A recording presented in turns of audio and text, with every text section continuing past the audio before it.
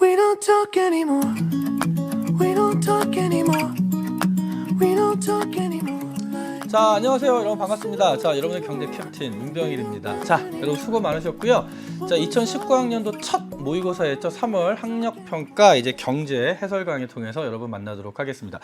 자, 일단 총평을 조금 말씀드리면요. 일단 선생님도 당연히 문제를 풀어봤죠. 문제를 풀어봤는데 항상 우리가 그 3월달 모의고사 수준보다는 좀 약간 어려웠다. 좀 이렇게 봅니다. 그래서 아마 특히 이번 모의고사는 N수생 학생들이 지금 빠져있고 대부분 고3 학생들이 모의고사를 치다 보니까 개념이 한번 정리가 되고 문제 풀이가 조금 안 된 친구들은요. 한 2문제에서 또는 3문제 정도 좀 그리고 실제 계산 문제들도 좀 시간이 많이 걸려서 특히 여러분들이 조금 어려워했을 문제 좀 어려워했다기보다 시간이 많이 걸렸을 문제는 15번 물가지수와 관련된 문제고요. 그 다음에는 18번 그리고 19번 20번 이 정도 문제들은 좀 여러분이 좀 약간 당황하지 않았을까. 왜? 기본 개념을 확인하는 차원의 문제들이 나머지 문제들이었는데 이 문제들은 기본 개념을 정확히 이해하고 있는 상태에서 문제까지 해석해야 되고요. 약간 유형이 달랐다. 그래서 아마 여러분들이 경제뿐만 아니라 다른 과목들도 약간 난이도가 좀 있는 걸로 아는데 일단 3월 모의고사는 확인하는 겁니다. 그렇죠? 이 점수가 여러분의 수능 점수가 아니니까 내가 여태까지 공부를 좀 정확하게 했었는지 또는 앞으로 어떤 방향으로 공부를 해야 될지를 확인하는 차원이었다. 이 정도만 여러분이 생각하시면 될 것 같고 물론 3월 모의고사 통해서 내 실력을 확인하는 큰 의미가 있지만 좀 자신을 한번 다시 점검하고 확인하고 공부 방향을 다시 잡는 어떤 계기가 되는 그런 시험이었으면 합니다. 아셨죠? 자, 그러면 이제 여러분들이랑 우리 1번부터 바로 해설 강의 들어가고요. 기본적이고 간단한 문제는 빨리빨리 정리하고요. 좀 중요한 문제들은 좀 꼼꼼히 살펴보도록 할게요. 자, 그럼 바로 이제 들어가시죠. 자, 1번 문제부터 합니다. 자, 우리 항상 정확하게 분석하셔야 돼요. 문제를 보니까 일단 문제에서 자, 민간 부분이라는 단서를 줬고요. 그림 2는 그러니까 우리가 일단 그림 1이 나와 있죠. 가시장에서 일어나는 경제 활동의 사례다라고 돼 있죠. 자, 그럼 먼저 우리가 그림 2는 먼저 간단히만 보고 돌아올게요. 자, 이렇게 얘기합니다. 우리 집 아이가 간식으로 먹을 빵을 사려고 왔어요. 그랬더니 이번에 새롭게 출시한 유기농 식빵인데 요즘 반응이 좋아요. 그럼 경제 유체 중에 가게, 경제 유체 중에 기업 이렇게 되겠죠. 그래서 이 정도로만 여러분이 이해하시면 되고요. 다시 돌아오셔서 자, 그런데 문제에서 일단 여기를 뭐라고 그랬냐면 실물의 흐름이라고 얘기를 했습니다. 실물의 흐름. 자, 그리고 그림 2는 가시장에서 일어나는 경제활동이니까 지금 빵을 사고 파는 행위죠. 그래서 가시장이 무슨 시장이 되냐면 자, 생산물 마켓, 생산물 시장 되고요. 그 다음에 나시장은 자, 생산 요소 마켓에서 생산 요소 시장이 되는 겁니다. 그리고 생산물 시장에서 실물이 나오니까 B가 뭐가 되냐면 가게가 되는 거고요. A는 기업이 되는 거죠. 그래서 우리는 그림 2가 시장의 종류를 잡을 수 있는 단서를 줬고 이걸 대입해서 실물의 힘을 통해서 각각을 잡으시면 됩니다. 자, 보기 갈게요. 선택지 갈게요. 1번 A는 기업이죠. 땡. 자, 2번 자, B는 가게니까 효용극대화 추구 딩동 맞죠? 자, 3번 자, 그럼 임금은 노동에 대한 대가니까 나시장에서 결정되겠죠? 자, 4번 나시장은 생산 요소 시장입니다. 그리고 5번 자, B는 가게는 자, 나시장 생산 요소 시장에서 수요자가 되는 거죠. 그래서 1번은 여러분이 실물의 흐름만 주어져 있다. 여기에 좀 착안하셔가지고요. 문제를 좀 꼼꼼히 보시면 돼요. 그래서 1번은 요 정도로만 정리하고요. 자, 2번. 그래서 1번 정답 2번 됐죠? 자, 2번은 지금 이겁니다. 그림은 자산관리의 주요 판단 기준에 대한 갑과 을이 중요하게 생각하는 정도를 나타냈다고 했어요. 그래서 일단 갑은 실선으로 주어져 있으니까 일단 갑은 유동성 중시하고 안전성을 중시하지만 상대적으로 수익성은 덜 중시하더라. 그쵸? 근데 이에 반해 자, 을은 점선이니까 유동성과 안전성보다는 수익성을 중시하더라. 되죠? 자, 그래서 더 이상 문제는 뭐 분석할 거 없고요. 바로 선택지 갑니다. 자, 1번 볼게요. 자, 갑은 은행 예금보다 부동산 투자에 대한 선호도가 높다. 자, 갑은 지금 유동성을 중시하기 때문에 현금화 정도를 중요시하죠. 그럼 여러분, 유동성을 중시한다면 은행 예금과 부동산 중에 누가 더 현금화가 높습니까? 현금화 정도가. 은행 예금이잖아요. 그쵸? 그래서 1번에 은행 예금보다 부동산 투자에 대한 선호도가 높을 것이다 라고 단정 짓는 것은 높을 것이다 라고 얘기하는 건 유동성 측면에서 틀린 진술이 됩니다. 그래서 1번 틀렸고요. 자, 2번 볼게요. 자, 물론 여러분 선생님이 안전성, 뭐 수익성 이런 거 따지지 않았지만 일단 여러분은 뭐만 보셔도 돼요. 일단 유동성만 자꾸 보셔도 된다는 겁니다. 2번 을은 자, 을이에요. 자, 을은 은행 예금 중에 요구불 예금에 대한 선호도가 가장 높을 것이다. 여러분, 을은 가장 중요시하는 건 수익성이잖아요. 따라서 요구불 예금에 대한 선호도가 가장 높을 것이다가 틀린 겁니다. 자, 요구불 예금은 다른 자산들에 비해서 뭐 여기에는 그 다른 자산의 종류가 안 나와 있지만 뭐 주식, 채권 이런 것들에 비해서 수익성은 떨어지잖아요. 안전성이 상대적으로 높은 거죠. 틀렸고요. 3번. 주식 투자에 대한 선호도, 주식 투자는 안전성은 낮고 상대적으로 수익성이 높은 거죠. 그럼 갑보다 을이겠죠. 그래서 3번이 정답이고요. 자, 4번 보면 현금화가 용이한 자산에 대한 선호도, 유동성을 얘기하는 거죠. 그럼 갑보다 을, 여러분 갑보다 을이 높을 것이다. 자, 갑이 유동성을 더 중시하니까 을보다 갑이죠. 그 다음에 5번.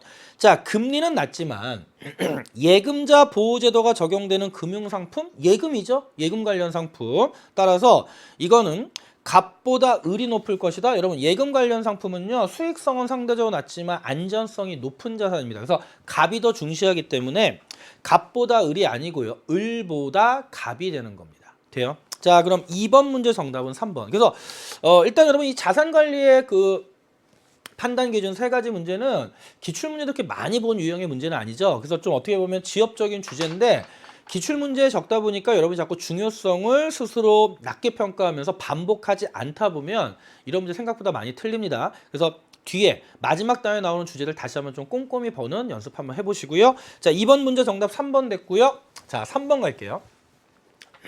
자, 전력 부족난을 해소하기 위해 각국의 독점 전력 공급사인 땡땡 전력은요, 용도별 가격 인상에 따른 전력 사용량 변동을 표와 같이 예상했고요. 단 각국에서는 전력을 가정용, 산업용, 교육용으로 사용하고, 자, 현재 요 단서 보셔야 되죠? 현재 용도별 전력 사용량은 동일하다. 자, 이 단서를 괜히 주지는 않았을 거 아니에요. 그쵸? 자, 그럼 보세요. 일단 자, 가격 인상률이 나와 있고요. 전력 사용량 변동률이 나와 있는데 여러분 이거 이렇게 이해하시면 돼요. 이 사용량 변동률은 결국 뭐가 되는 거냐면 자, 수요량의 변동률이다라고 보시면 되는 겁니다. 그러면 일단 가정용은 가격을 10% 올렸더니 수요량의 변동률이 마이너스 1입니다. 그럼 수요의 가격 탄력성 계산하면 10분의 1 절대값, 그쵸? 10분의 1 따라서 탄력성이 1보다 작으니까 이 가정용 전력의 수요의 가격 탄력성은 비탄력적. 그 다음에 산업용은요, 가격을 2% 올렸더니 수요량 변화율이 변동률이 마이너스 4니까 절대값 씌우면 2가 되죠. 그러면 탄력성이 1보다 크니까 탄력적. 됐나요? 그 다음 세 번째 교육용은요, 5분의 절대값이죠. 5분의 5 절대값. 그럼 1이 나옵니다. 그래서 단위 탄력적이 되더라. 일단 여러분이 비탄력적, 그 다음에 탄력적, 단위 탄력적 잡으시면 됩니다. 자, 끝난 겁니다. 그럼 보세요. 자, 1번, 기억. 가정용 전력 수요는 가격에 대해, 여러분, 가정용 전력 수요는요, 가격에 대해서 비탄력적이잖아요. 따라서 기억 틀렸고요. 2번, 수요의 가격 탄력성은 가정용이 교육용보다 크다. 가정용은 비탄력적인데 교육용은 단위 탄력적 1이잖아요. 자, 이거는 1보다 작은 거고 이거 탄력성이 1인 거고요. 이거는 1보다 크니까 되죠? 자, 그래서 니은도 틀렸네요. 자, D급 볼게요. 전력 사용량이 가격 변화에 가장 민감하게 반응한다는 건 탄력적일 거 아니에요. 따라서 산업용이다. 맞죠? 3, D급 맞고요. 리을 볼게요. 자, 표와 같이 가격을 인상한다면 전체 전력 사용량은 3% 이상 감소할 것이다. 여러분 지금 일단 체크하실 게, 자, 비탄력적이고 탄력적이고 단위 탄력적이어서 셋 다 수요 법칙이 성립됩니다. 그래서 가격을 다 올렸더니 수요량이 감소했는데 문제에서 단서가 현재 용도별 전력 사용량은 동일하니까 예를 들어 10에서 1이 감소한 거고요. 여기는 10에서 4가 감소한 거고요. 여기는 10에서 5가 감소한 겁니다. 그쵸? 그럼 결국 가격을 인상한다면 전체 전력 사용량은 3% 이상 감소거다. 그럼 여러분 그냥 평균 내면 되잖아요. 3.3% 정도. 대략 3.3% 감소하니까 3% 이상 감소할 것이다가 맞는 거죠. 그래서 포인트는 이거예요. 용도별 전력 현재 사용량이 각각 동일하다는 단서에서 우리는 여기서 뭐를 알 수 있다? 리을 선택지를 파악할 수 있더라. 됐죠? 자, 그럼 3번 문제 정답은 디귿 리을 5번 잡으시면 됩니다. 됐나요? 자, 그러면 이제 4번 문제 볼게요. 자, 다음 자료에 대한 옳은 설명을 고르는 거냐 한번 읽어볼게요. 자, 표는 프로축구팀 A의 회원 제도인데요. 축구 경기의 입장료는 경기당 일단 10,000원입니다. 한 경기에 10,000원. 그런데 한 해 팀당 총 경기 수는요 50경기래요. 그러면 50경기를 다 보면 얼마가 되는 거죠? 50만 원이에요. 입장료 비용이. 회원권은 시즌 시작 전에만 구입할 수 있고요. 당연히 축구 팬들은 최소의 비용으로 축구 경기를 관람하고자 합니다. 단 제시한 것 위에 다른 비용 고려하지 않고요. 연회비 환불되지 않고요. 회원권은 거래할 수 없다. 그래서 회원 등급이요. 골드, 그 다음에 실버, 사이버가 있는데 골드는 연회비가 30만 원입니다. 그러면 전 경기를 무료 입장할 수 있죠. 여러분 전 경기를 보려면 원래는 50만 원이 드는데 30만 원만 되면 다 볼 수 있는 거죠. 그럼 20만 원이 절약되는 거고요. 자, 실버 회원은 일단 연회비가 10만 원입니다. 그럼 10만 원을 내면 한 경기를 볼 때마다 입장료를 50% 할인돼서 결국 5,000원에 볼 수 있는 거고요. 사이버 회원은 연회비가 없는 대신 입장료를 10%만 할인해줘서 결국 9,000원에 볼 수 있다는 거죠. 그러면 연회비를 납부하면 결국 골드 회원은 결국 0원의 비용이 되는 거죠. 그 외에는 비용이 없고요. 실버 회원은 경기당 5,000원에 볼 수 있는 거고 사이버 회원은 경기당 9,000원의 비용만 지불하면 되더라. 됐죠? 자, 그럼 이제 이 내용 갖고 선택지 한번 보는 겁니다. 자, 보기 기억 볼게요. 자, A팀의 전 경기를 관람하려는 축구팬은 실버 회원을 선택할까요? 여러분, 전 경기를 보려면 원래는 50만 원이 드는데 골드는요 30만 원만 내면 되는 거죠. 그렇죠? 그러면 전 경기 볼 수 있고요. 하지만 실버는 일단 10만 원을 냅니다. 그 다음에 50경기를 보려면 한 경기당 5,000원을 지불하니까 22만 5천 원이죠. 그러면 결국 32만 5천 원의 비용이 들어요. 따라서 골드가 더 싸요. 그러니까 실버가 아니라 골드가 되겠죠. 자, 니은 A의 10경기를 관람하려는 축구팬은 사이버 회원을 선택할 것이다. 자, 10경기만 보려면 골드는 그래도 30만 원 내야 되고요. 실버는 10만 원 더하기 5만 원 내야 되죠. 하지만 사이버 회원은 9만 원만 내면 되잖아요. 그러면 10경기만 본다면 사이버 회원 선택이 제일 유리한 거죠. 맞죠? 디귿 골드 회원 가입을 고려한다면 연회비를 기회비용에 포함시켜야 돼요. 왜? 골드 회원 선택에 있어서 명시적 비용이죠. 실제 지출한 비용이니까 기회비용 포함 맞고요. 자, 리을 A의 25경기를 관람하려는 축구팬은 골드나 실버나 총 비용의 차이가 없다. 자, 문제에서 몇 경기라고 했냐면요. 25경기라고 했습니다. 그럼 여러분 25경기를 본다면 골드 회원은 일단 전경기 무료이기 때문에 골드는 30만 원의 비용이 들어요. 그런데 실버는요. 일단 10만 원 내죠. 10만 원 내고요. 그 다음에 경기당 5천 원이니까 5, 25, 5, 25에서 12만 5천 원 하면 결국 22만 5천 원이 됩니다. 그럼 실버가 훨씬 더 총비용이 싸게 들죠. 따라서 총비용의 차이가 없다. 틀린 겁니다. 실버의 총비용이 더 낮다가 돼요. 오케이. 자, 그래서 4번 문제 정답은 3번 잡으시면 되고 주어진 조건대로만 분석하시면 되는 거예요. 자, 그 다음에 우리 이제 5번 문제 갑니다. 자, 그림에 가는 총수요의 구성을 나는 국민경제 균형점과 균형점의 이동 방향 A, B를 나타낸 겁니다. 이에 대한 설명으로 옳은 건데요. 일단 여기가 지금 국민경제 균형점이기 때문에 이 균형점이 총공급 곡선 상에 찍혀 있잖아요. 그러면 이 얘기는 균형점은 우하향하는 총수요와 우상향하는 총공급이 만나는 점이기 때문에 일단 이렇게 총수요와 총공급이 만나더라. 그리고 총수요 구성 항목 기억, 니은, 디귿이 있는 겁니다. 자, 그래서 문제 분석은 이 정도로 하고요. 자, 1번부터 볼게요. 자, 금리가 상승하면 금리 상승은 기억이죠. 기억. 민간 투자의 감소 요인이 되겠죠. 감소 요인. 그래서 1번 틀렸고요. 2번. 자, 디귿 순수출은요. 수출에서 뭐를 빼준 겁니까? 수입을 빼준 거죠. 근데 거기에 수출액에서 생산 비용을 뺀 것이다. 틀린 겁니다. 자, 3번. 니은이 증가하면 자, 정부 지출이 증가하면 정부 지출은 총수요 항목이니까 총수요가 증가합니다. 그럼 총수요가 증가하면 총수요 곡선이 우측 이동하는 거니까 B로의 이동이 나타나겠죠. B. 그래서 A가 틀린 거죠. 자, 4번. 원유 가격의 하락은 자, 원유 가격의 하락은 수입 원자재 가격의 하락 요인이 되고요. 그 결과 그 나라 전반적인 총공급이 증가하면서 이쪽으로 이동해요. A와 B의 이동이 될 수가 A 또는 B의 이동이 될 수가 없는 거예요. 자, 5번.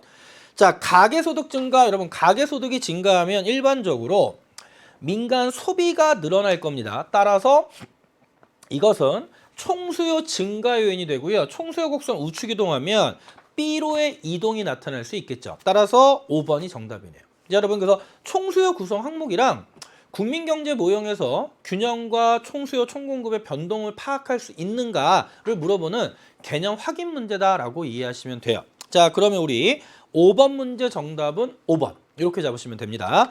자, 그 다음에 한번 6번 볼게요. 자, 조선 후기에 심각한 흉년이 들어 한양에는 쌀이 매우 부족. 여러분 잘 보세요.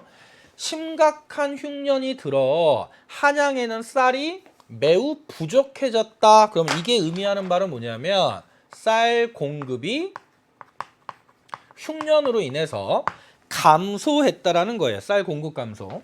자, 그럼 공급이 감소하면 공급 곡선이 좌측 이동하니까 일단 가격은 상승했구나라는 걸 잡고요. 그래서 가격이 치솟는 사태. 자, 이런 상황 해결을 위해 쌀 가격을 현재보다 낮은 수준으로 규제해달라는 상소가 빗발쳤죠. 그럼 규제의 주체는 누가 되는 거냐면 정부가 되는 거고요. 그럼 이 규제는요, 결국 현재 시장 가격보다 낮은 수준이니까 최고 가격제가 되는 겁니다. 그러나 당시에 한 실학자는 이러한 가격 규제를 반대하면서 왜냐하면 쌀 가격이 한양에서보다 높다는 소식에 전국 상인들이 쌀을 가져와 팔고자 하고 있는데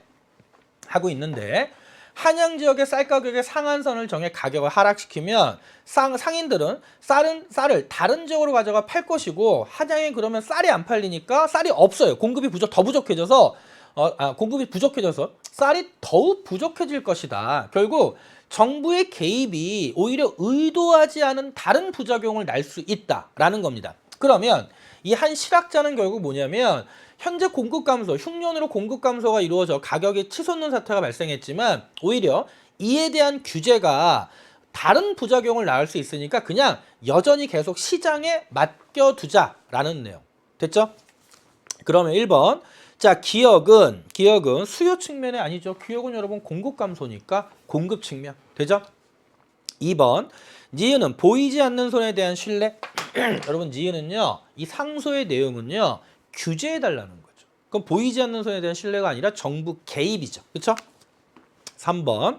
디귿은 실학자는 정부에 의한 문제 해결이 아니죠. 오히려 정부의 개입이 부작용이 크니까 시장에 의한 문제 해결입니다. 4번. 리을은 한양 지역 쌀 시장에서 여러분 리을 볼까요? 한양 지역 쌀 가격의 상한선, 그쵸? 상한선을 정해서 가격을 하락시키면 그러면 어떤 문제가 생길까요? 그러면 초과 수요를 발생시키는 요인이다. 맞죠? 초과 수요. 그쵸? 그리고 마지막에 5번 미음. 그럼 상인들은 그 쌀을 한양에서 안 팔고 여전히 비싼 다른 지역 가서 파니까 이건 상인들의 입장에서는 효율적인 행위죠. 근데 거기에 비합리적, 그러니까 합리적 행위가 되는 거지 비합리적 행위다라고 단정짓는 거 틀린 겁니다. 아셨나요? 오케이. 자, 그러면 6번 문제 정답은 4번 잡으시면 돼요. 자, 이제 우리 7번 문제 갈게요. 자, A, B, C, J는 모두 수요 공급 법칙을 따른다. 자, 첫 번째 A와 B는 용도와 효능이 서로 비슷하여 A 대신 B제를 사용해도 만족감의 차이는 거의 없다. 자, 그렇다면 A와 일단 B의 관계는 우리가 대체제. 됐죠? 두 번째. A제 공급 감소 그럼 바로 나와야 됩니다. A제 공급이 감소하면 A제 가격은 상승하는 거죠.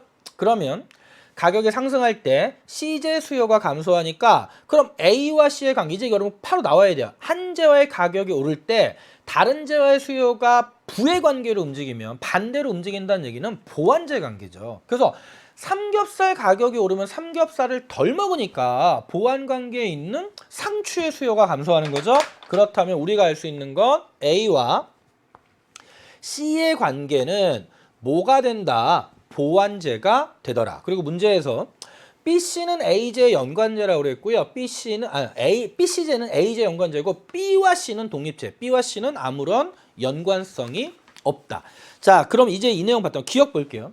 자, A제 가격 하락은 대체 관계에 있는 B제의 수요 감소 요인이죠. 그래서 여러분 이제 이걸 거의 외울 정도가 돼야 되는 게 대체제일 때는 한 제와 가격 변화와 대체 관계에 있는 제와의 수요 변화는 비례해요. 정해 관계. 같은 방향으로 움직입니다. 근데 이에 반해 보완제일 때는 한 제와의 가격 변화와 보완 관계에 있는 제와의 수요 변화는 부의 관계에 있다. 이거 거의 외우셔야 돼요. 그래서 기억은 A제 가격 하락은 대체 관계에 있는 B제 수요 감소 요인 맞아요. 그 다음 지은 B제 원자재 가격이 상승하면 여러분 보세요.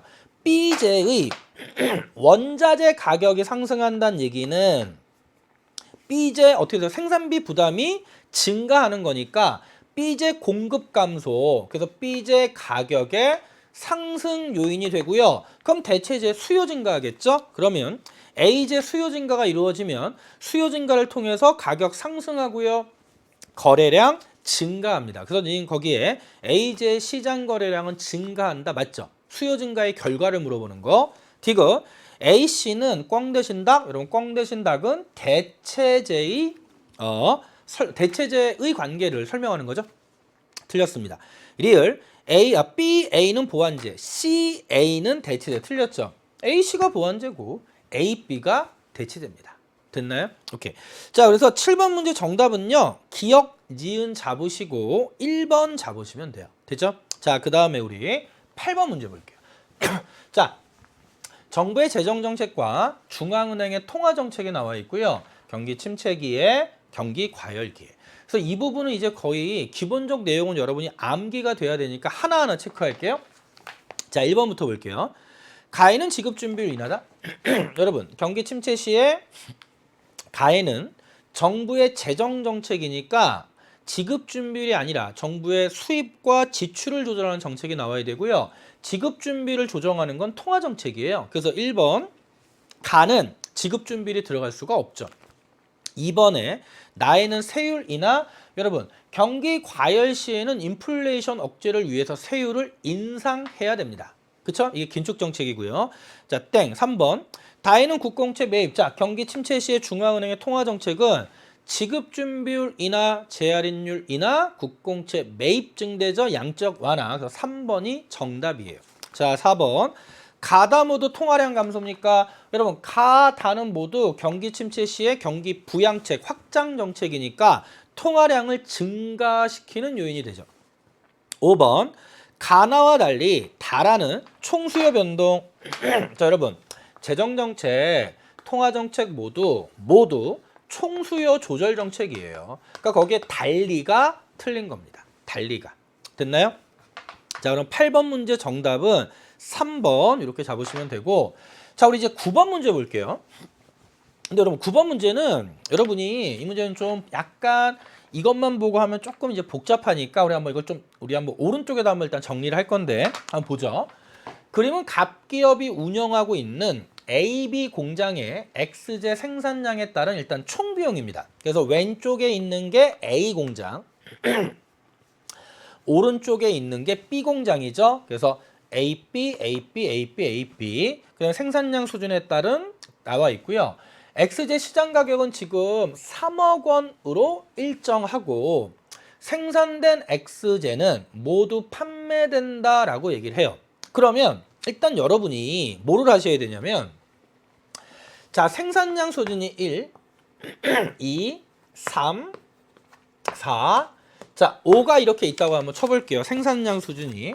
자, 그럼 먼저 일단 여러분 시장 가격은 3억 원으로 일정하니까 일단 생산량이 늘어날 때 일단 우리 A 공장부터 볼게요. A 공장. 그럼 A 공장에서 일단 총 자, 수입이 있을 거고요. A 공장에서 자, 총 비용이 있겠죠. 그럼 일단 총 수입은요. 가격은 무조건 3억 원으로 일정하고 그 다음에 생산된 제화는 모두 판매되기 때문에 생산량 이퀄 판매량이고 그럼 총 수입은 한 개당 3억이니까 3억, 6억, 9억, 12억, 15억 이렇게 변할 겁니다. 그쵸? 그래서 총 수입은 3, 6, 9, 12, 15고요. 그 다음에 이제 비용은 여러분은 그 시험지 보면서 따라오세요. A 공장의 비용은요. 한 개일 때는 5억, 두 개일 때는 6억, 세 개일 때는 8억, 네 개일 때는 12억, 다섯 개일 때는 17억이 되면서 결국 우리가 구하고 싶은 건 A 공장의 총 수입에서 총 비용을 빼준 이유는 마이너스 2, 0, 1, 0, 그 다음에 마이너스 2가 된다는 겁니다. 그래서 A 공장의 이윤을 가장 극대화하는 생산량 수준은 3개가 되는 거. 됐죠? 자, 그리고 이번엔 자, B 공장을 한번 똑같이 한번 구해 볼게요. 자, 총 수입. 자, 그리고요. 자, 총 비용.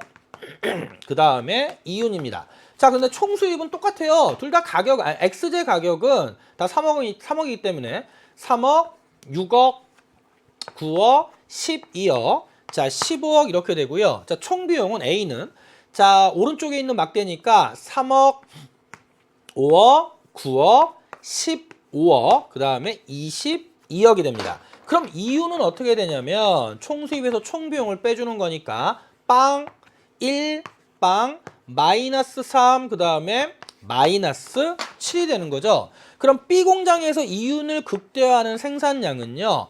2개일 때예요. 2개일 때. 됐나요? 자, 그럼 이제 선택지 가죠. 1번. A 공장에서는 생산량이 2개일 때 아니죠. A 공장은 생산량이 3개일 때 이윤이 극대화돼요. 2번. A 공장에서는 생산량을 늘릴수록 평균 수입이 증가하는. 자, 낚이시면 안 됩니다. 자, 여러분. 평균 수입은 재화 한 단위당 수입이고 선생님이 수능 개념 수능 특강에서 강조했던 거 결국 평균 수입은 가격이에요. 근데 문제에서 가격이 3억으로 일정하다고 했기 때문에 평균 수입은 생산량을 늘릴수록 증가하는 게 아니라 평균 수입은 항상 3억으로 일정한 겁니다. 3번 B 공장에서 B 아래에 있죠. 생산량을 2개에서 3개로 늘리는데 추가적으로 드는 비용. 자, 생산량을 2개에서 3개로 늘릴 때 추가적으로 드는 비용은 5에서 9로 바뀌니까 4억이죠. 3억이 아닙니다. 4번. 자, A 공장, B 공장 모두 생산량이 증가할수록 평균 비용이 감소한다. 그럼 여러분 평균 비용은 그냥 공식이 총 비용을 판매량으로 나눠준 겁니다. 그럼 여러분 이걸 해보셔도 돼요. 그러면 그냥 총 비용을 나눠주는 거니까 1분의 5, 2분의 6, 3분의 8, 4분의 12, 5분의 17. 자, B 공장은 1분의 3, 2분의 5, 3분의 9, 4분의 15, 5분의 22. 그래서 계산해 보시면 평균 비용이 생산량이 증가할수록 감소한다가 틀린 게 증가하는 구간도 있어요. 아셨죠? 틀렸고요. 5번. 갑기업이 AB 공장에서 얻을 수 있는 최대 이윤은요. A에서 1억, B에서 1억. 그 합은 2억이 되겠죠. 그렇죠? 그래서 선생님 볼 때 A 공장, B 공장이 지금 하나의 그 그래프 상에 하나의 표에다가 표는 아니죠. 그래프상에다가 막대 그래프를 표시하다 보니까 여러분이 헷갈릴 수 있어서 빨리 한번 이렇게 옆에다 그려놓고 푸시는 것도 하나의 방법이에요. 자, 그러면 9번 문제 정답은 5번 이렇게 잡으시면 됩니다. 자, 이제 10번 문제 갑니다.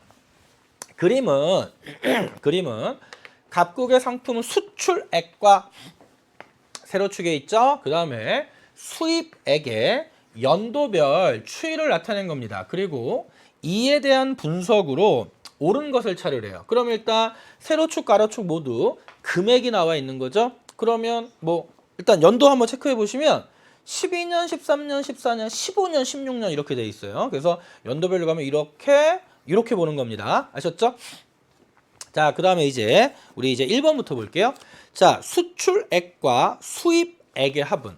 여러분, 수출액과 수입액의 합은요, 이거 고민할 필요도 없는 게 가로축 더하기 세로축이잖아요. 그런데 여러분, 2015년은 세로축도 제일 크고 가로축도 제일 크니까 수출액과 수입액의 합을 이걸 다 더할 필요 없이 무조건 그냥 2015년이 가장 크다. 되죠? 13년 틀렸네요. 2번, 수입액에 대한 수출액의 비죠. 그럼 여러분, 수입액에 대한 수출액의 비는요, 2015년이 가장 높다가 아니라 계산해 보시면 2016년이 가장 높은 거죠.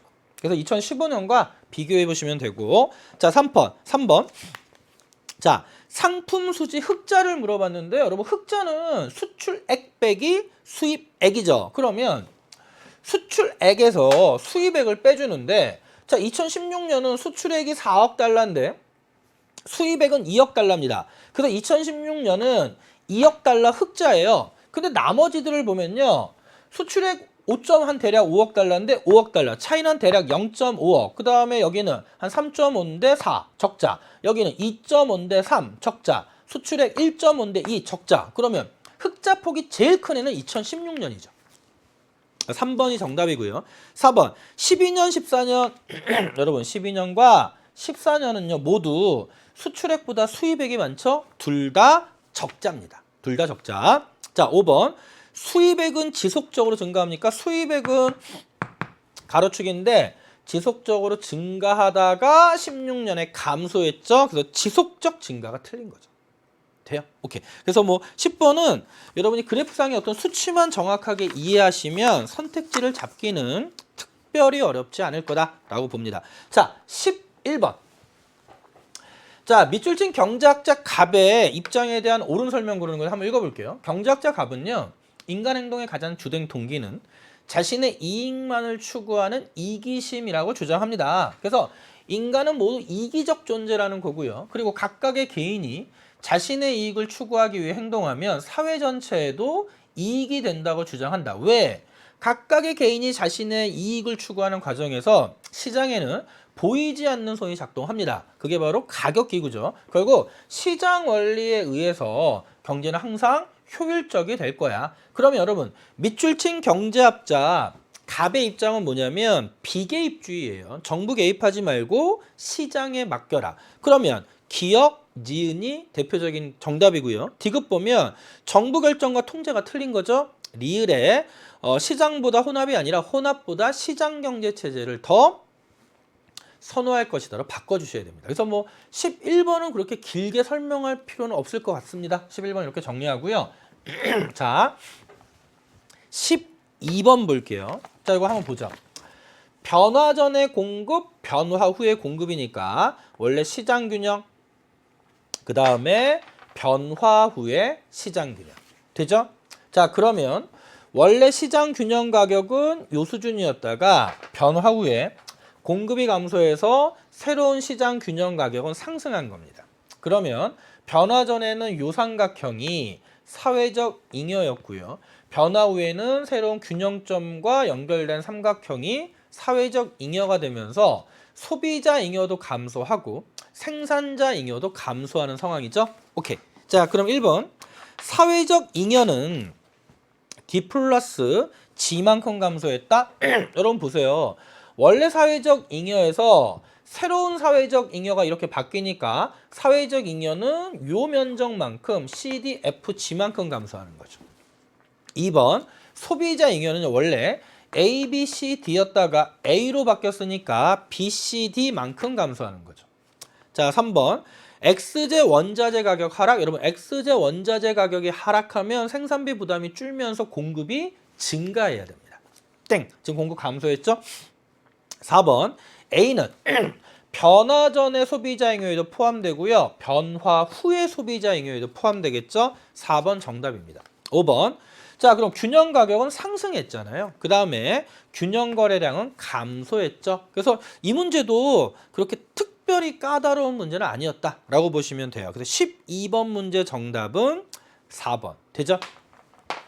자, 13번 문제 갑니다. 자, 신용은 돈을 빌려 쓰고 갚을 수 있는 능력. 자, 문제통에서 신용의 개념이 이렇구나. 그래서 돈을 빌려 쓰고 갚을 수 있는 능력이에요. 그러면 신용도가 높다는 얘기는 돈을 잘 갚는다는 거죠. 그러니까 떼일 염려가 없으니까 금리가 낮은 거고요. 신용도가 낮으면 돈 갚을 수 있는 능력이 없는 거니까 떼일 염려가 크니까 보다 높은 이자율을 적용하는 겁니다.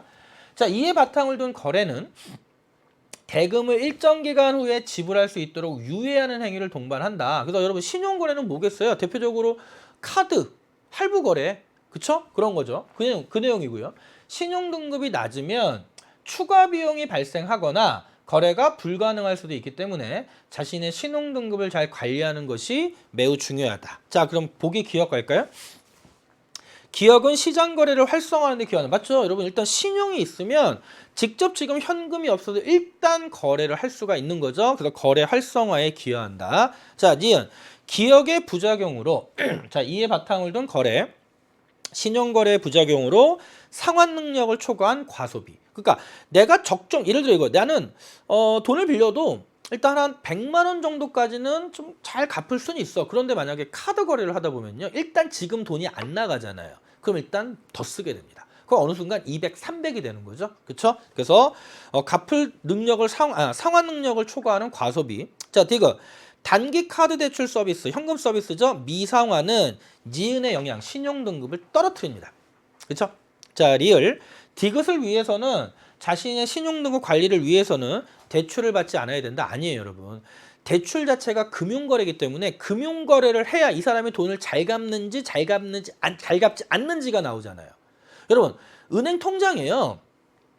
100억, 10억, 100억을 쌓아놔도 은행 통장이 많을 뿐이지 이 사람이 금융거래를 안 하면 이 사람이 돈을 갚을 능력이 높은지 낮은지 파악이 안 돼요. 그래서 일단 신용카드도 쓰고 그 다음에 대출도 받고 이런 거래를 통해서 이 사람이 신용카드 금액도 잘 갚고 대출 금액도 잘 갚아서 이런 금융거래를 통해서 이 사람의 신용등급이 향상되는 겁니다. 그래서 무조건 대출을 받지 않아야 한다라고 단정 지으면 안 된다는 거. 되죠? 그럼 13번 문제는 정답 1번입니다. 돼요? 오케이. 자, 이제 우리 14번 문제 좀 볼게요. 좀 꼼꼼히 봅니다. 그림은 갑항공사 A노선 항공권에 대한 하루 동안의 수요 공급입니다. 그런데 현재 갑항공사는요. 평일과 휴일에 상관없이 현재 무조건 40만 원의 가격으로 항공권을 판매하고 있대요. 자, 언제? 현재. 자, 그러면요. 40만 원 일단 여러분 보세요. 지금 공급 곡선은 400개에서 수직선의 형태고 지금 휴일의 공급 곡선 요게 휴일의 수요 곡선이 되는 거고요. 평일 수요는 왼쪽에 있는 수요 곡선이죠. 그럼 만약에 현재 이 경우에 항공사가 현재 휴일 평일 관계없이 무조건 40만 원에서 항공권을 판매하면 옆으로 쫙 거봅니다. 무조건 40만 원에 판매하면요. 일단 공급 곡선과 만나는 점은 여긴데 평일의 수요와 만나는 점은 여기죠. 그럼 이만큼의 뭐가 발생하겠어요? 40만 원에서 평일 수요와 공급 곡선은 수요량보다 공급량이 많잖아요. 근데 이에 반해 휴일에는 40만 원에서 휴일에는 수요량이 여기인데 공급량은 여기죠. 그럼 이만큼 더 수요량이 많은 거죠. 그래서 현재는 평일에는 초과 공급이고요. 휴일에는 초과 수요인 상태입니다. 초과 수요. 되죠? 자, 그래서 뭐를 검토하고 있냐면 평일과 휴일의 수요 차이를 고려하여 서로 다른 가격으로 판매할 것을 검토하고 있다. 가격 차별하죠? 그러면 1번부터 볼게요. 자, 휴일의 균형 가격은 그럼 여러분 휴일의 수요 곡선과 공급 곡선이 만나는 점은 6이니까 휴일의 균형 가격은 60만 원이죠. 그쵸? 자, 2번. 현재 가격에서는 평일은 여기니까 초과 공급량이 수요량보다 많고요. 휴일은 수요량이 공급량보다 많으니까 초과 수요가 됩니다. 바뀌었죠? 평일이 초과 공급, 휴일이 초과 수요. 자, 3번. 평일의 가격을 30만 원으로 내리면 그럼 여러분 보세요. 현재는 평일이잖아요. 그러니까 평일이죠. 그럼 평일 현재는요. 40만 원 곱하기 300개예요. 판매 수입이. 그럼 평일 현재는 40만 원 곱하기 300개 이게 판매 수입인데 가격을 30만 원으로 내리면 그럼 평일날 가격을 30만 원으로 내립니다. 그러면 수요 공급이 만나는 점이 여기니까 이때 판매 수입은 30만 곱하기 400개가 되죠. 그럼 3, 40이 3, 40이니까 판매 수입은 변함이 없죠. 근데 거기 3번에 증가할 것이다가 틀린 거죠. 변함이 없고요. 4번 항공권의 공급을 100개 늘린다? 자, 그러면 이번에는 이 상황에서 항공권의 공급이 지금 400개가 아니라 500개로 100개 늘리는 거예요. 그렇죠? 그럼 100개 늘리면 휴일 공급 곡선과 만나는 점은 이 점이 되니까 휴일의 균형 가격은 60만 원이 아니고요. 50만 원이 되는 거죠. 땡. 자, 5번. 휴일은 50만 원, 평일은 30만 원으로 항공권을 판매합니다. 자, 그러면 현재는 원래 40만 원이었는데 휴일은 50만 원. 그럼 휴일날은 50만 원으로 판매하면 어디를 만나냐면 여기를 만나잖아요. 그렇죠? 휴일의 수요 곡선과. 그럼 50만 원에 500개가 팔리는 거고 그 다음에 평일은 30만 원으로 판매하면요. 평일은 여길 만나죠.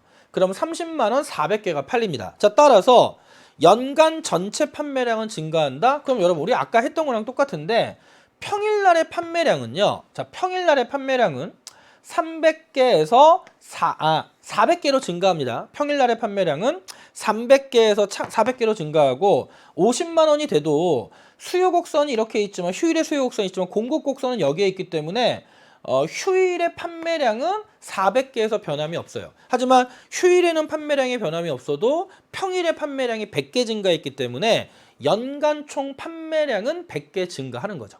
되죠? 오케이. 그래서 정답은 몇 번 잡으시면 돼요? 5번 잡으시면 됩니다. 정답은.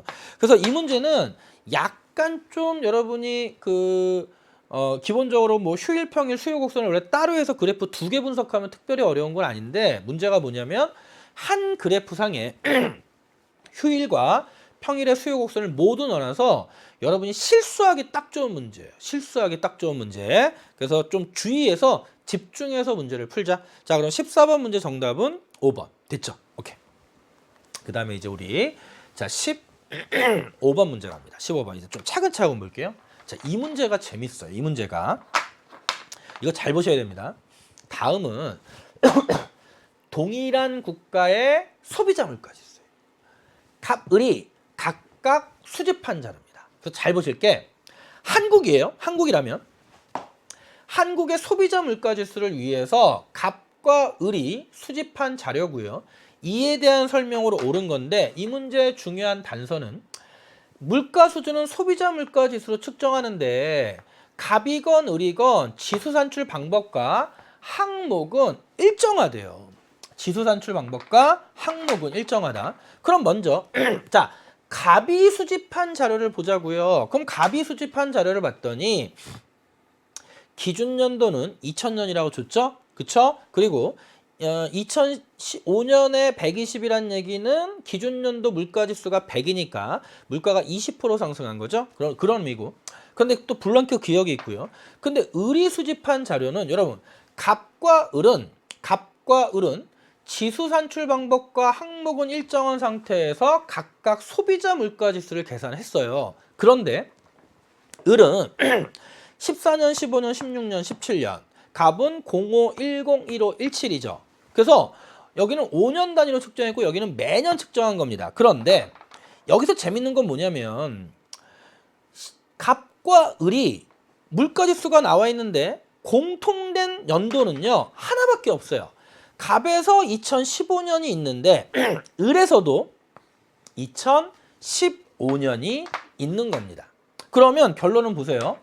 각각 동일한 국가의 소비자 물가지수를 측정을 했고 지수 산출 방법과 항목은 일정하죠.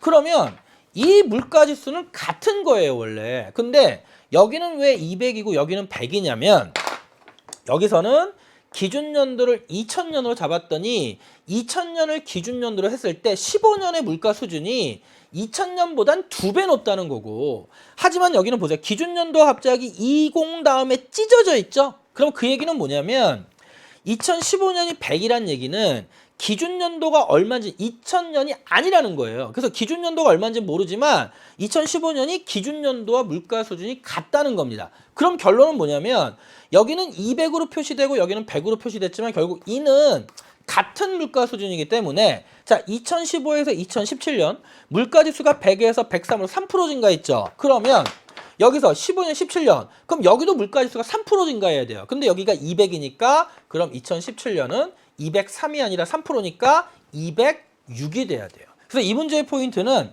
15년과 15년 공통된 연도가 있다. 그런데 지금은 동일한 국가의 소비자 물가지수고 지수 산출 방법 항목은 일정하기 때문에 똑같은 항목 갖고 계산했죠. 그럼 이 물가 수준과 이 물가 수준이 같아야 된다. 그런데 수치가 다르게 표현됐다는 얘기는 기준연도가 달라서라는 거예요. 기준연도가 달라서. 그래서 기준연도가 달라서 서로 다르게 표현됐지만 결국 같은 물가지수일 테니까 15에서 17년도의 물가지수가 100에서 103으로 물가지수가 3% 증가했다면 여기서도 3% 똑같이 증가해야 되니까 여기가 200일 땐 206이 되더라.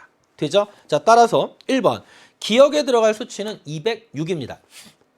2번 16년의 물가 수준은 여러분 보세요. 16년의 물가 수준은 15년보다 물가지수가 높으니까 물가 수준은 다시 잘못 말했어요?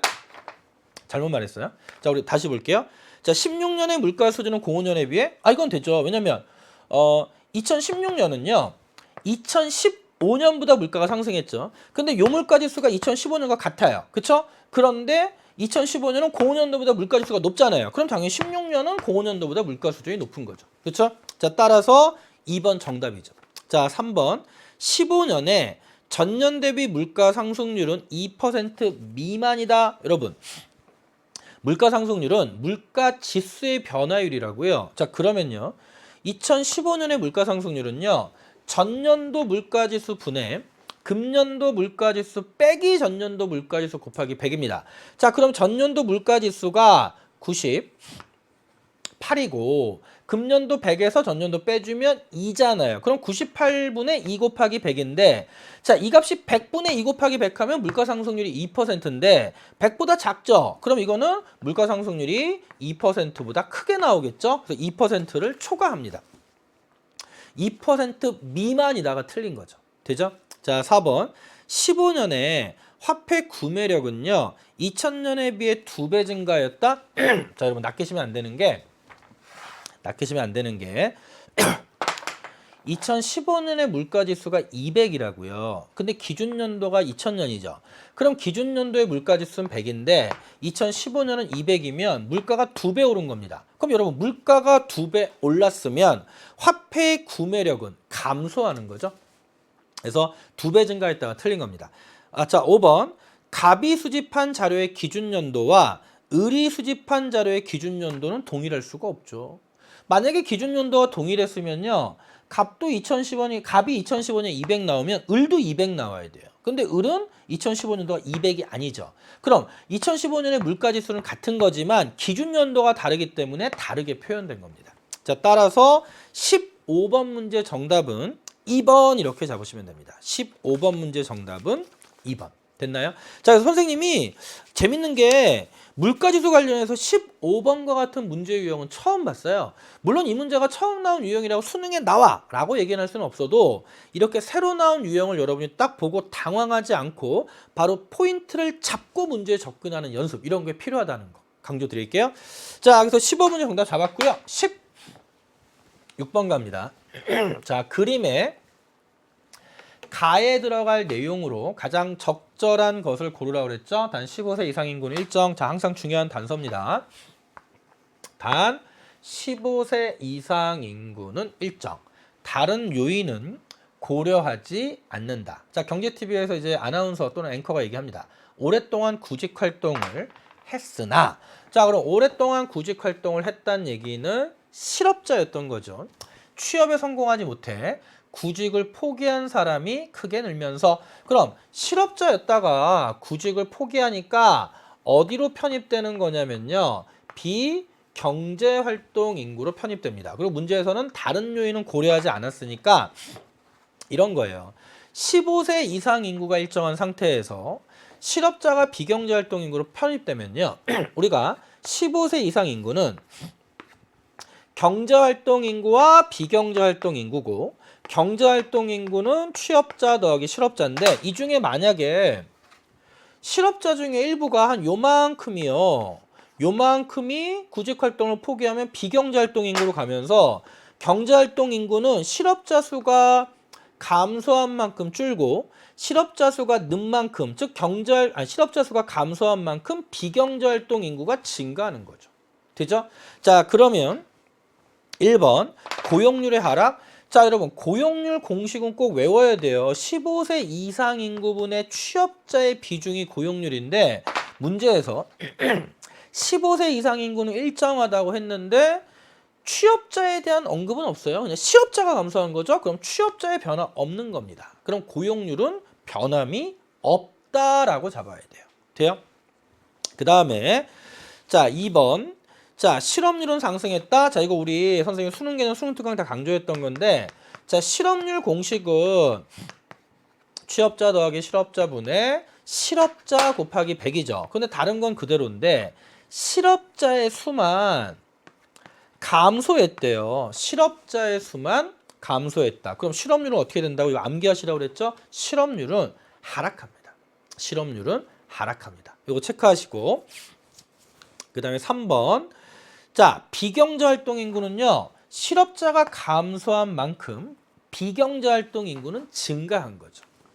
자 4번 경제활동 참가율. 자 여러분 경제활동 참가율의 공식은 15세 이상 인구분의 경제활동 인구라고요. 근데 문제는 지금 15세 이상 인구는 일정한 상황에서 경제활동 인구 수가 줄어들었잖아요. 그쵸? 그럼 따라서 경제활동 참가율은 하락했다. 정답이네요. 그래서 16번 문제 정답은 4번 됩니다. 5번 볼까요? 경제활동 인구 중에 취업자가 차지하는 비중? 자, 경제활동 인구 중에 취업자가 차지하는 비중. 자, 그러면 문제에서 경제활동 인구 감소했잖아요. 취업자 일정하죠. 그럼 이 비중은 커지는 겁니다. 되죠? 자, 따라서 16번, 5번은 하락했다가 아니라 상승했다라고 보셔야 돼요. 그러면 16번 문제 정답은 4번. 돼요? 오케이. 자, 그럼 우리 16번까지 정리가 됐고요. 자, 이제 17번 문제 갑니다.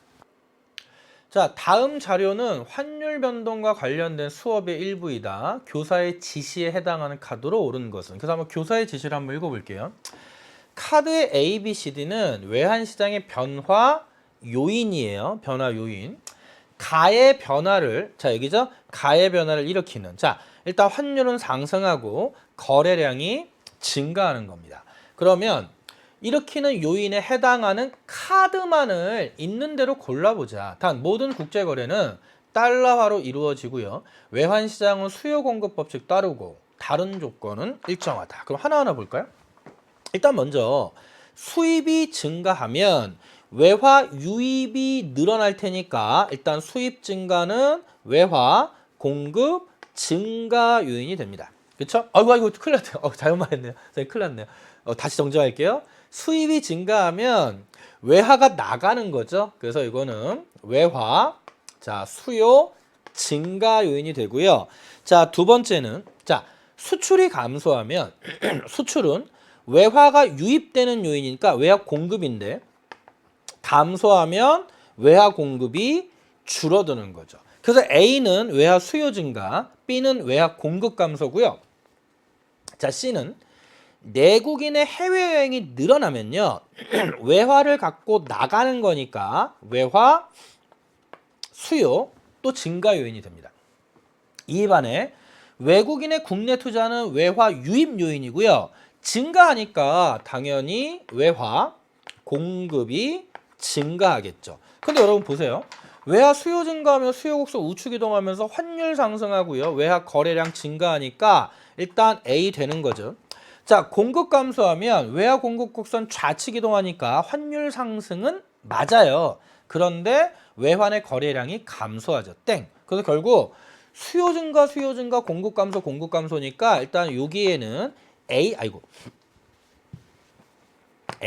C가 들어가면서 정답은 딱 2번으로 떨어지는 거예요. 딱 2번으로. 되죠? 오케이. 자, 그래서 17번 이렇게 봤고요. 자, 여러분 이제 18번 문제 잘 보셔야 돼요. 18번. 자, 문제 약간 복잡한데, 자, 표는 갑국에서 1년간 발생한 모든 생산 활동을 정리했다. 이에 대한 설명을 옳은 것은, 자, 일단 그래서 생산물, 총 생산액, 생산물의 거래 내역이 나와 있는데, 자, 첫 번째. 일단 여러분 한번 이렇게 생각해 볼까요? 밀을 생산한 건 누구냐면요. 뭐 농부예요. 그 다음에 우유는요. 우리가 그냥 우유는 뭐라고 그럴까요? 우유는 목장주. 그 다음에 밀가루는요. 제분업자.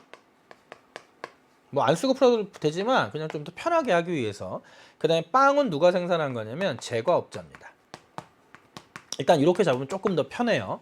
자, 그럼 농부는요. 일단 밀을 200만 달러를 전량 생산해요. 전액 생산해요. 전량. 밀가루의 원료로 판매됐대요. 그러면 농부가 생산한 밀 200만 달러는 모두 제분업자에게 간 겁니다. 이건 되죠? 제분업자에게 갔고요. 그랬더니 제분업자는요. 이건 또 됐고. 그 다음 목장주를 볼까요? 자, 우유를 330만 달러 생산했는데 그중에 3분의 1이니까 그중에 3분의 1은 110만 달러죠. 110만 달러는 빵의 원료로 판매되니까 제과업자한테 간 거고요. 나머지 3분의 2는 그럼 얼마입니까? 220만 달러는 소비자에게 판매됐대요. 그럼 이제 여러분이 주의할 게 이거죠. 바로 우유 330 중에 3분의 1은 중간재로 투입됐지만 3분의 2는 소비자에게 판매됐기 때문에 그때 220만 달러의 우유는 최종 생산물이에요. 최종 생산물. 그래서 우유를 110만 달러, 220만 달러 나눠서 이 110만 달러는 중간 생산물, 우유 중에 220만 달러는 소비자에게 판매됐기 때문에 최종 생산물입니다. 그리고 밀가루 볼까요? 자, 밀가루 2분의 1은 자, 밀가루는 300만 달러가 생산됐는데 그 중에 2분의 1이니까 150만 달러죠. 그럼 150만 달러는 빵의 원료. 결국 또 어디로 갔냐면 제과업자한테 간 거고요. 중간재로 투입됐고 2분의 1, 150만 달러는 소비자에게 판매됐으니까 이때는 또 밀가루 150만 달러는 최종 생산물이 되는 겁니다.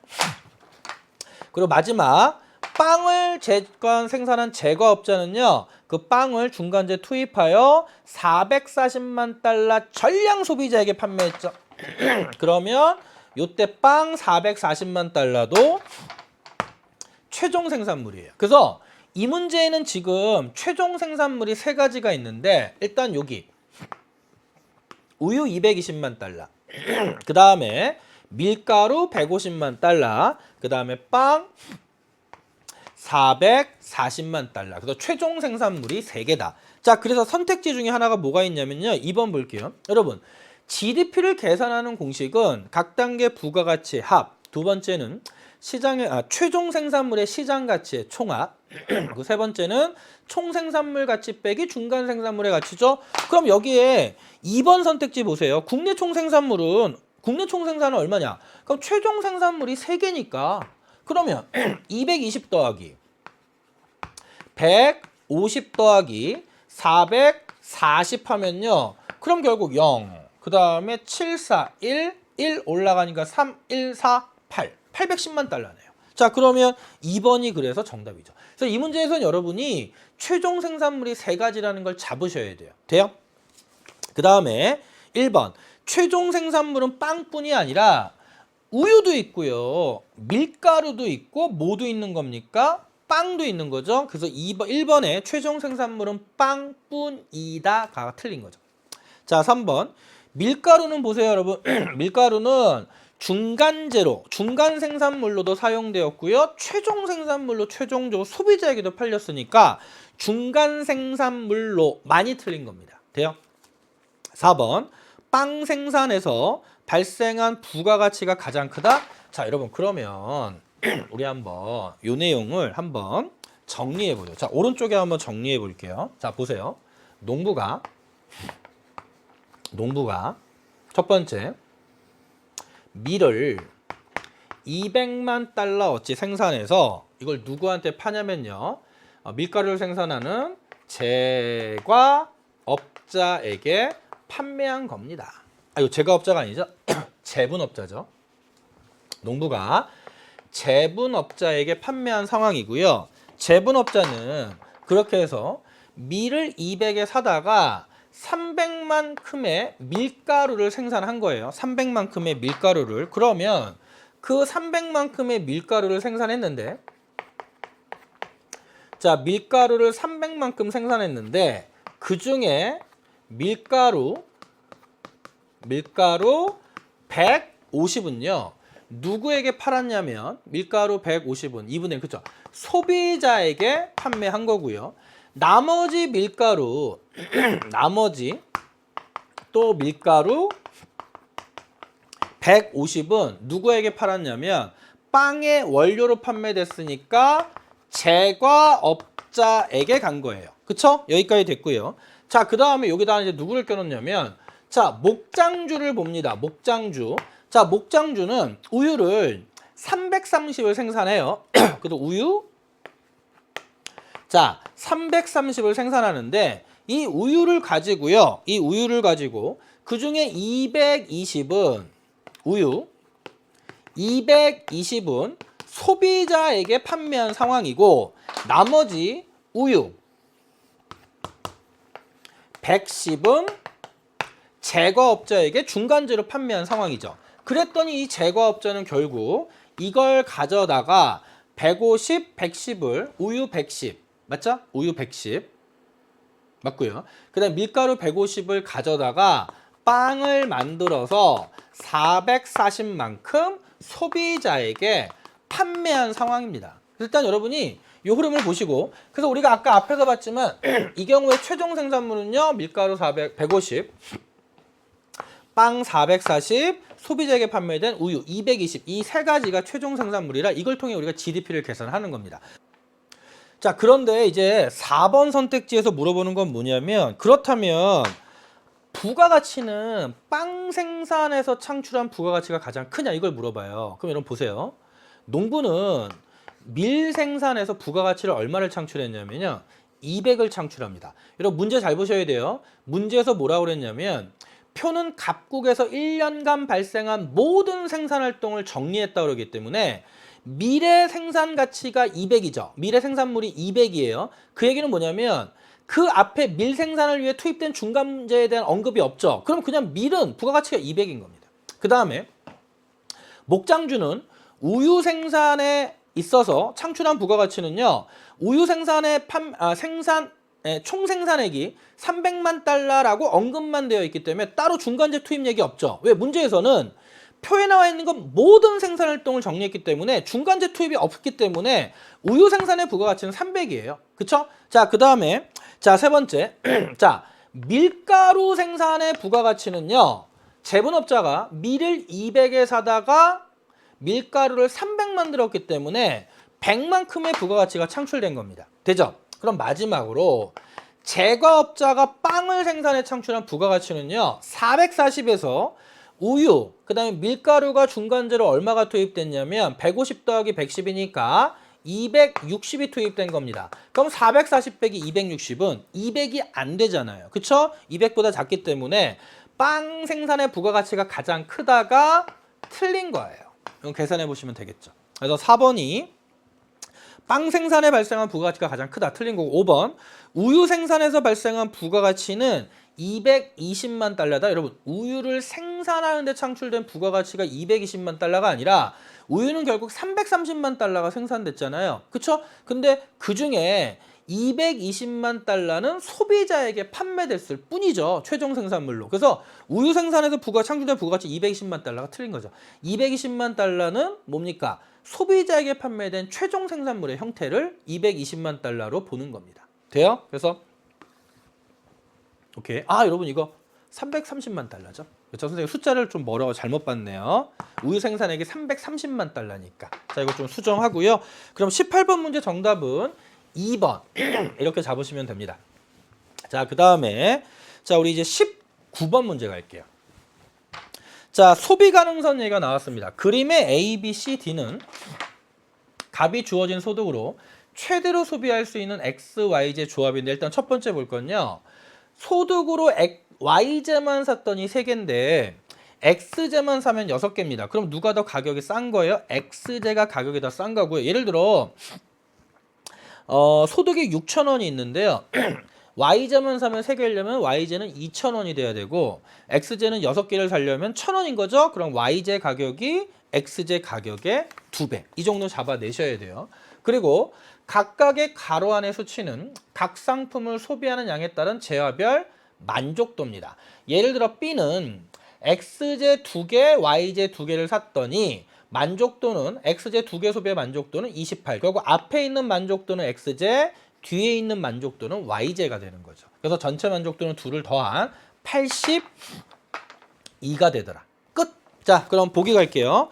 자, 기억. XZ 가격이 YZ 가격의 2배가 아니고요. YZ 가격이 XZ 가격의 2배입니다. 그래서 소비량은 최대 소비량은 YZ가 더 적은 거죠. 자, 니은 YZ 한 개당 만족도는 A에서 가장 크다. 여러분 주의하실 건 YZ 한 개당 만족도잖아요. 그러면 A는 YZ 총 만족도가 72인데 3개를 구입했으니까 YZ 한 개당 만족도는 3분의 72고요. B제는 YZ가 2개죠? 그때 만족도가 54니까 2분의 54고요. C제는 YZ가 한 개인데 만족도가 30이니까 1분의 30해서 30입니다. 그럼 물어보는 건 YZ 한 개당 만족도는 그럼 A에서 여러분 나눠보시면 3분의 72는 3, 1은 3, 3이 6이고요. 3, 4, 10이니까 한 개당 만족도는 24고요. 이거는 2, 2는 4, 2, 7에 14니까 27. 그러니까 A에서 제일 작다죠. 크다가 아니라 작다. 되죠? 자, 디귿. 전체 만족도가 가장 큰 소비조합. 이거 다 더하면 여러분 여기 72. 앞에도 나왔지만 여기는 82.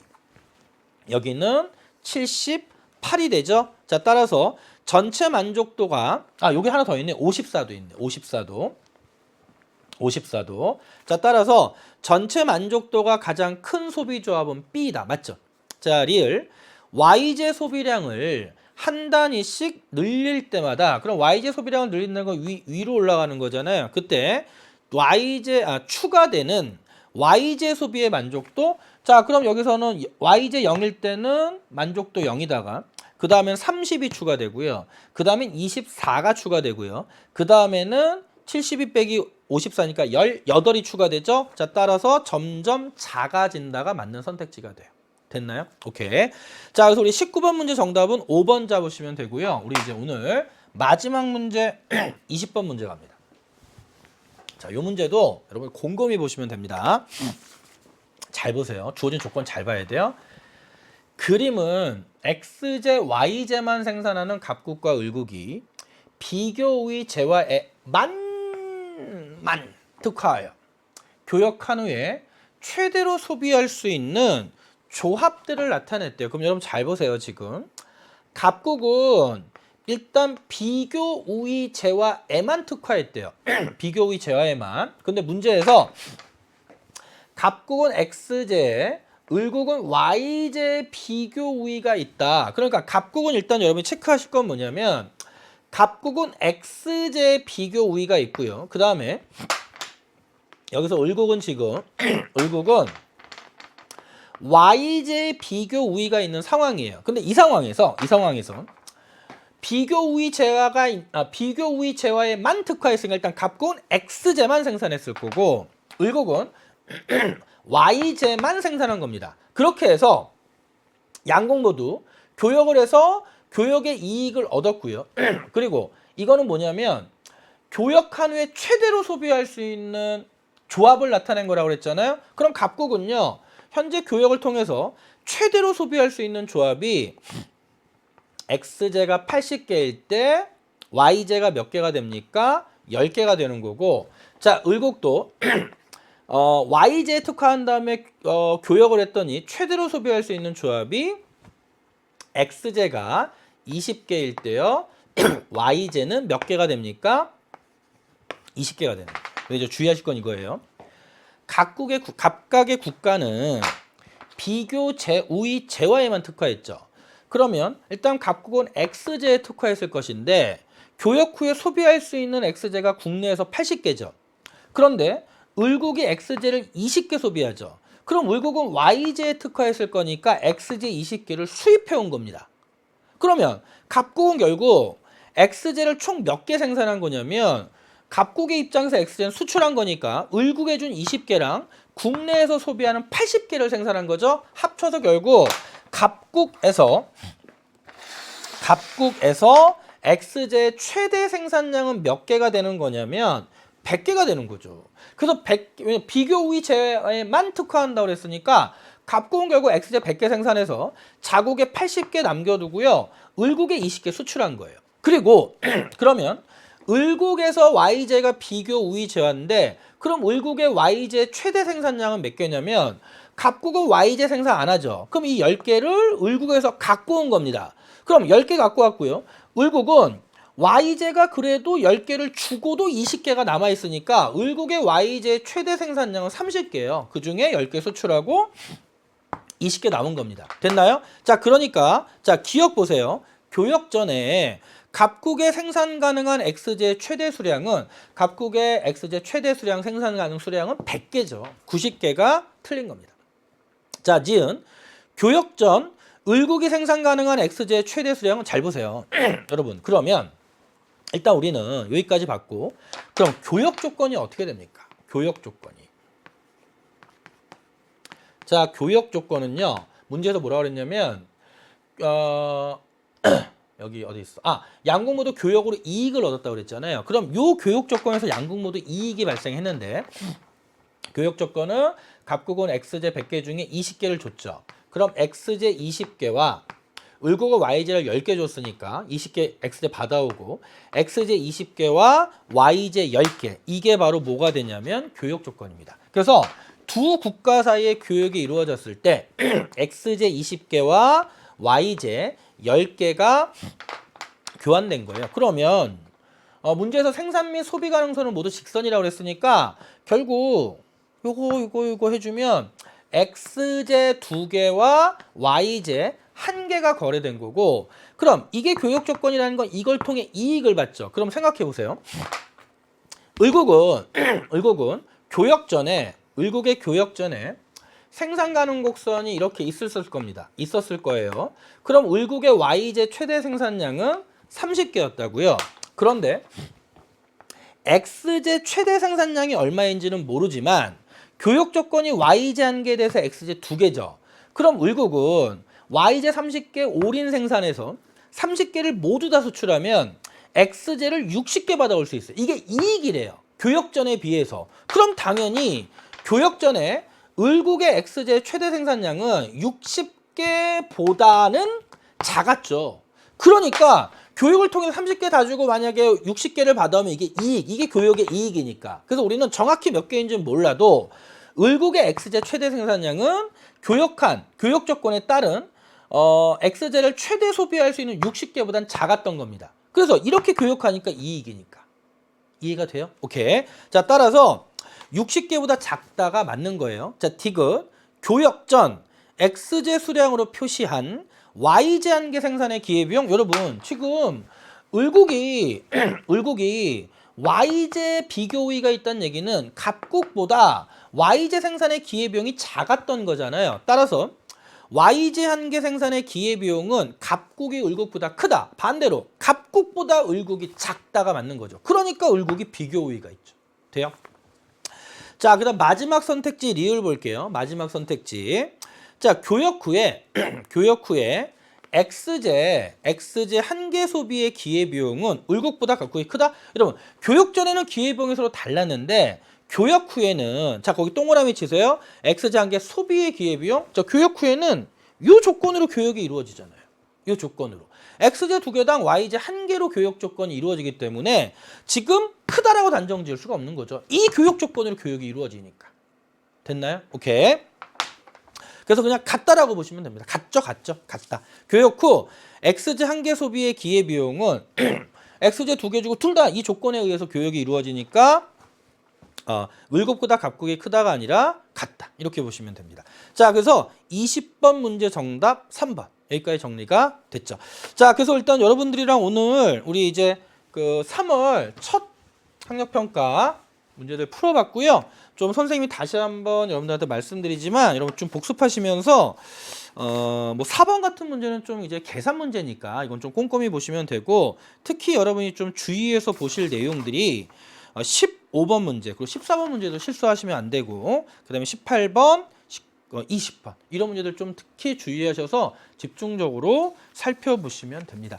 자, 그래서 다시 한번 말씀드리지만 이번 시험은요, 앞으로 여태까지 내가 공부했던 그 과정과 그 공부했던 그 내용들 다시 한번 점검해 보는 거고, 나의 좀 점수가 안 나왔다면 내 문제점이 뭘까, 좀 다시 앞으로 어떤 방향으로 공부해야 될까 점검하는 계기, 이렇게 이해하시면 되고, 시험을 잘 보셨건 못 보셨건 그 이상의 더 큰 의미를 부여하기보다는 앞으로의 공부 방향을 점검하는 계기, 이렇게 정리하시면 될 것 같아요. 자, 여러분 수고 많으셨고요. 자, 우리 이게 끝이 아닙니다. 이제 3월 학평 모의고사는 처음부터 이제 시작인 거니까 우리 수특, 수완 그리고 기타 강의 통해서 더 선생님이랑 같이 호흡하면서 수능 그 만점까지 같이 달려가시면 됩니다. 여러분 수고 많으셨고요. 또 다른 강의로 만나보도록 하죠. 자, 힘내시고요. 항상 응원합니다.